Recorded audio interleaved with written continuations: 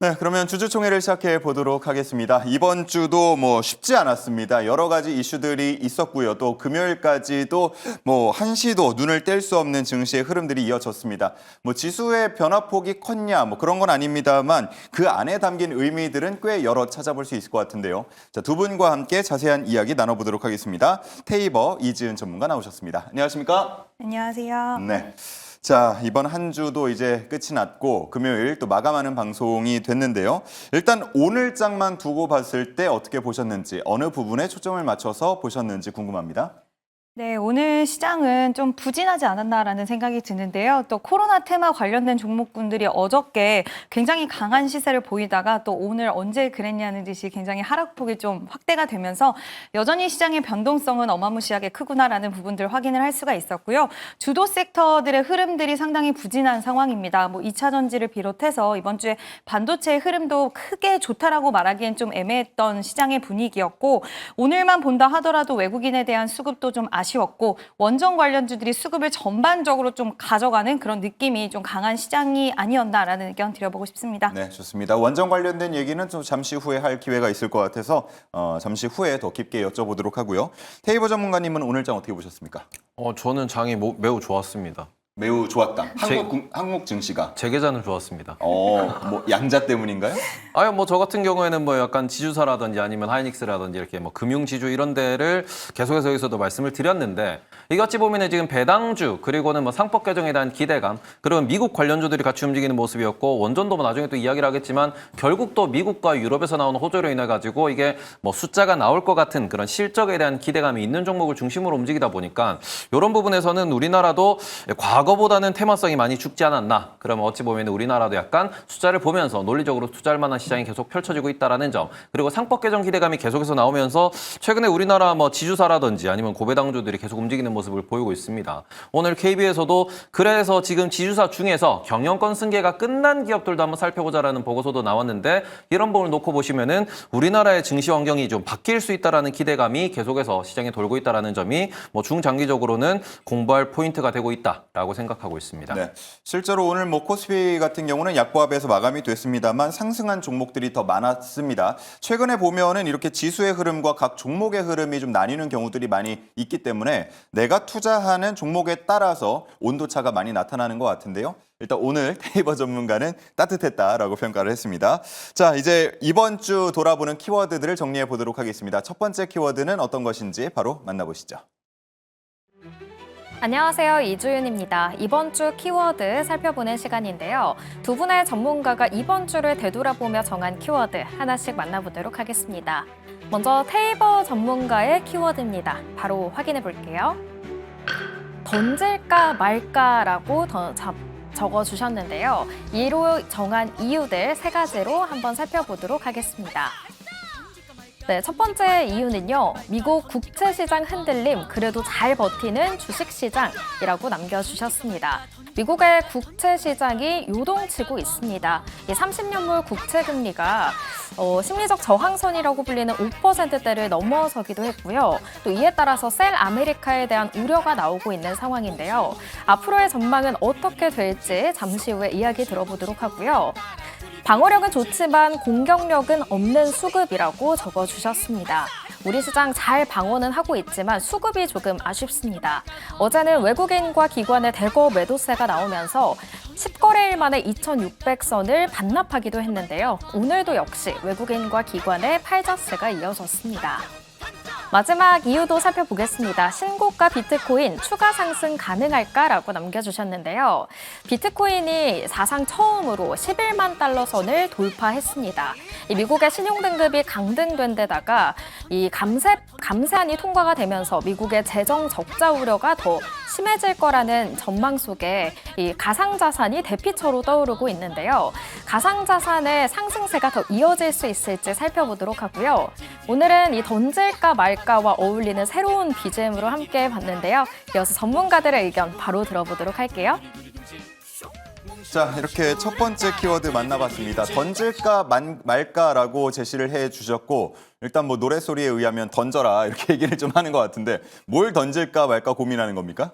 일단은 지금 뭐 국장 같은 경우에는 이게 종목별로 왔다 갔다 하는 모습을 보이고 있고 순환매력 빠르게 이제 돌고 있지만 일단 미국장 글로벌 시장을 놓고 보시면은 이번 주에 가장 크게 이슈가 나왔던 종목 중에 하나가 구글이었습니다. 근데 구글 같은 경우에는 이번에 I.O.를 진행을 하면서 AI를 검색 시장에 도입하겠다. 그리고는 뭐 스마트 글래스를 발표하는 모습도 보이고 그리고는 AI 같은 경우에는 구동 모델을 발표하면서 이게 250불에 이르는 엄청나게 큰 뭐 GPT와 비슷한 규모의 앞으로의 구독 경제를 만들어 나가겠다는 이야기가 나왔는데 이 부분이 I.O.를 진행하는 과정에서도 하락하는 모습을 보였고 다음 날도 반등했다가 또 밀리는 모습을 보였고 어제 같은 경우에도 이게 또 175달러를 뚫고 올라갔다가 거의 이제 보합선까지 혹은 음봉을 그리면서까지도 이렇게 밀려 내려가는 모습을 보였는데 이러한 그 구글에 대한 이런 투매라고 보는 게 맞겠죠.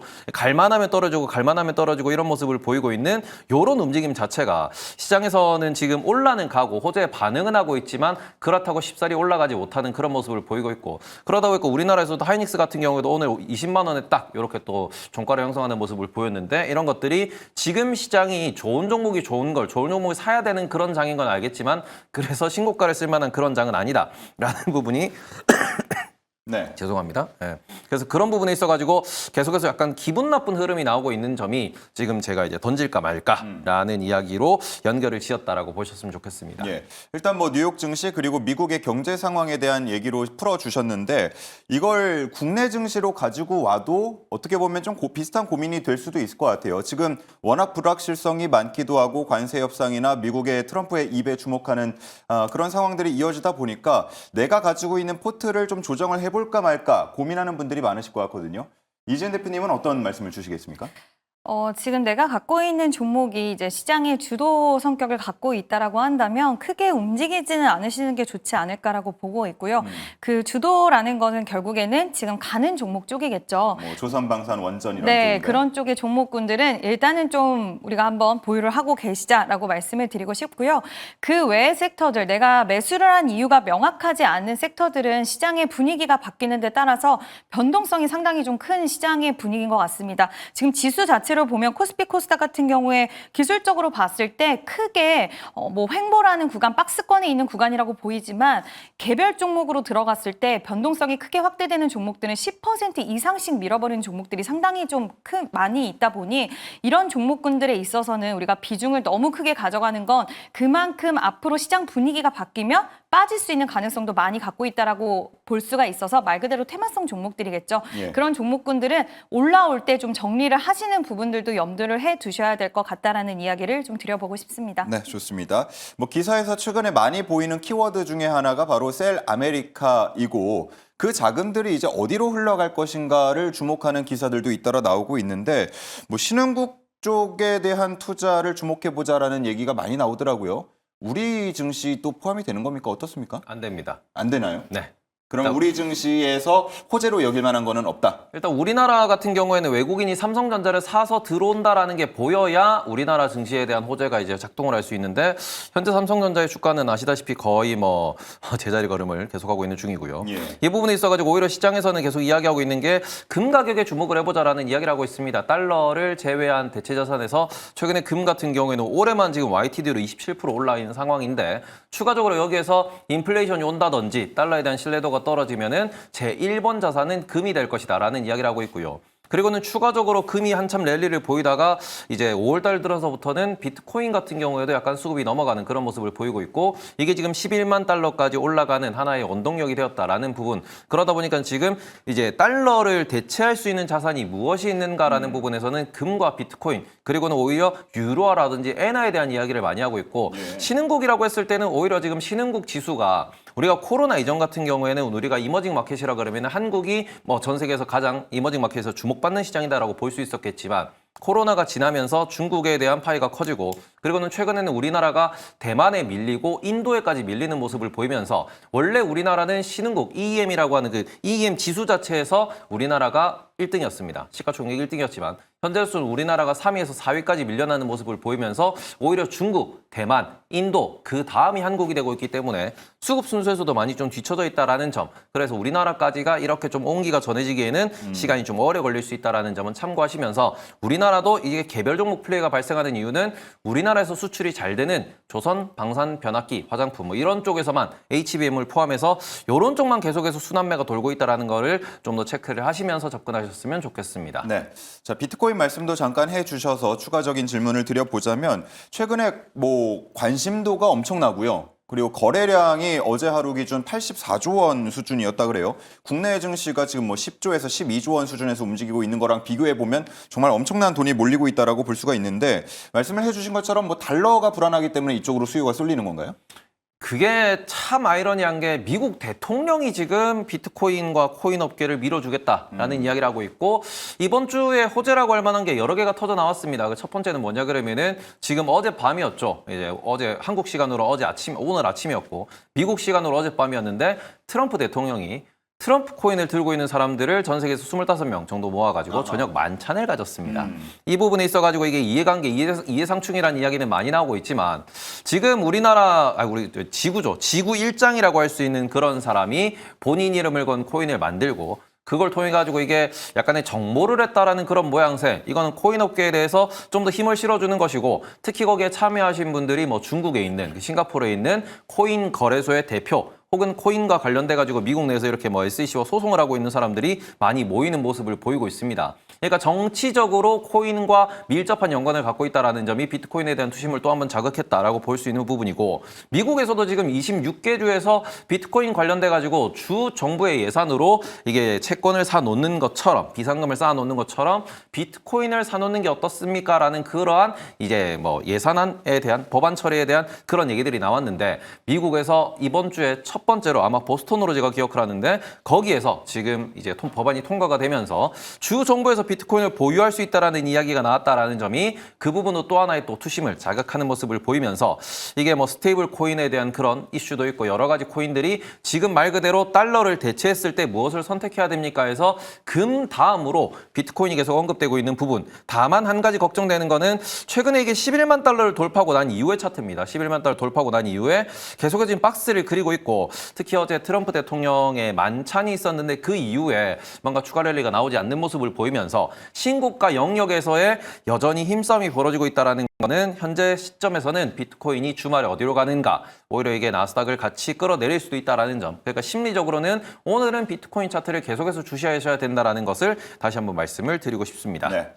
자, 이지은 대표님, 제가 내적으로 지금 엄청나게 갈등을 하고 있습니다. 뭔가 네. 이게 또 식상한 질문을 할까 말까 고민이 되는데 네. 비트코인이 지금 뭐 자막에도 12만 달러 육박, 11만 달러, 뭐 11만 2천만 달러, 뭐 11만 2천 달러 정도가 되고 있는데 관련 주 흐름, 네. 네, 질문을 드려봐도 될까요? 국내요. 예. 국내 관련주는 이제 하나투자증권이 굉장히 좀 시세가 이어갔던 부분들도 있기는 하지만 증권주들이 최근 또 시세가 좋았어요. 그러다 보니까 거기에 좀 편승돼서 가는 부분이 없지 않아 있었다라고 보고 있고 저는 항상 비트코인 관련주 이야기 나올 때마다 차라리 비트코인을 투자하는 게 관련주 안에서는 좋지 않나라고 생각을 하고 있고요.